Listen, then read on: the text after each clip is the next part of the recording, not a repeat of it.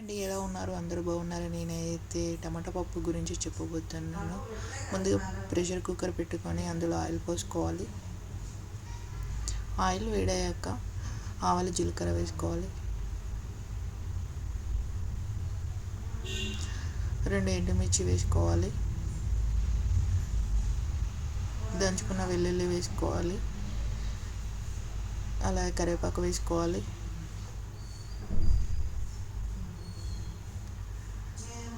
పచ్చిమిర్చి వేసుకోవాలి.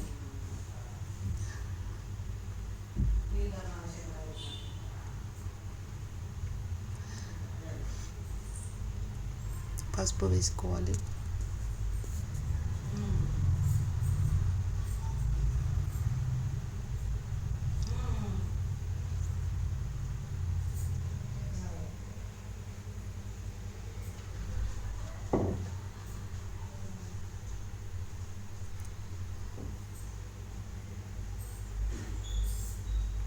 సరిపడా సాల్ట్ వేసుకోవాలి.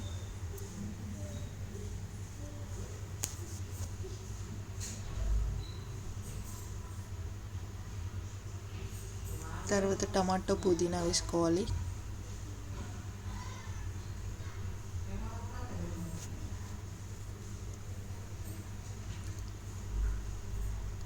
అలా కలుపుకున్నాక పెసరపప్పు వేసుకోవాలి.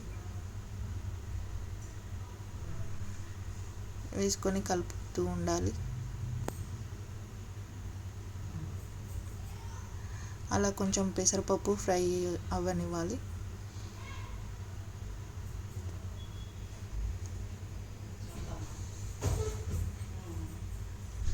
ఫ్రై అయ్యాక సరిపడా వాటర్ పోసుకోవాలి.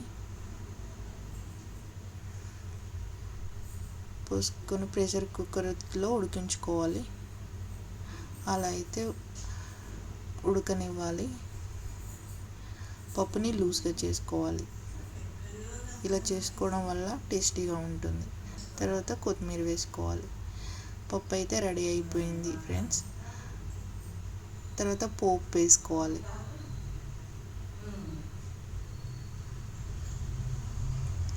పోపును దాంట్లో వేసుకోవాలి. పప్పు అయితే రెడీ అయిపోయింది.